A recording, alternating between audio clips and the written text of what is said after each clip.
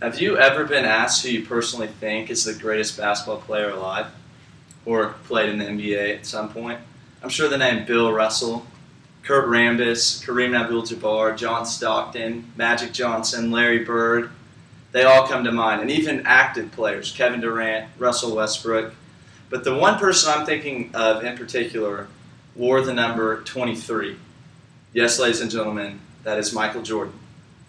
According to Gwen Bruno in her article, The Life About MJ, by acclamation, Michael Jordan is or was the greatest basketball player to have ever played.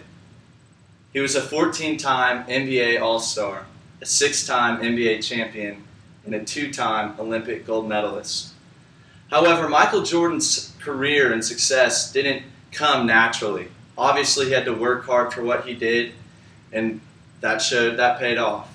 After extensive research, I'd like to inform you all about Michael Jordan's hard work and dedication to success that ultimately brought him the title, arguably the best that there ever was.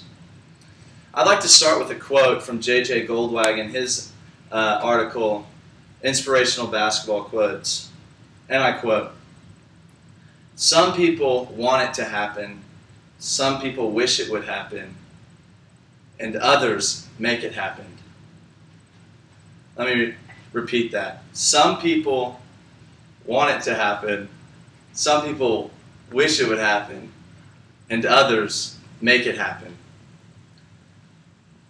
According to Gwen Bruno, again about the life of MJ, Michael Jordan was cut from his varsity basketball team at Laney High in Wilmington, North Carolina, his sophomore year because he was too skinny. All 5'11" of Michael Jordan couldn't cut it for the varsity basketball team. Michael found his weaknesses, he bounced back. In the summer, during that summer, he worked hard, and going back into the spring, his junior year, came back, he'd grown, he was 6'3", he had a whole different physique, different personality, he meant business. And from that point on, he led his high school team and was a starter for the remaining years of his high school career. And not only did he do that, he went on to be a high school All-American. He then worked his way, got enough attention on the college level, and went to play basketball for Dean Smith, North Carolina Tar Heels. This is a good example of how if someone tells you you're not good enough, to not be down, but to work harder, to push yourself, to be the best you can be. I want to refer to another quote from Michael Jordan, from J.J. Goldwag. Michael once said, and I quote, my attitude is that if you have a perceived weakness of me and push me towards that weakness, then I will turn that perceived weakness into a strength."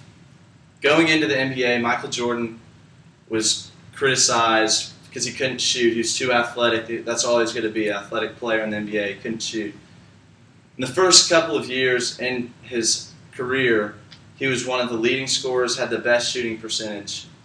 And according to Andy Huang in his article, Michael Jordan and His Critics, many people criticize Michael for his lack of defense, but Michael took that in the offseason and came back in the 1997-1998 season and led the NBA in steals and led his own team, the Chicago Bulls, in blocks. This is a great example of Michael Jordan's hard work ethic and dedication to success. So if there's one thing that you guys could take from this speech, is that we can all agree that Michael Jordan has the credentials to be arguably one of the greatest basketball players of all time. But also, he's a great example of someone who worked hard and earned what they deserved through that hard work. So if there's two things I could tell you guys because of Michael Jordan, is that to work hard, and if you're told that you have a weakness, to turn that weakness into a strength. Again, have a good day. Thank you very much. Is that good?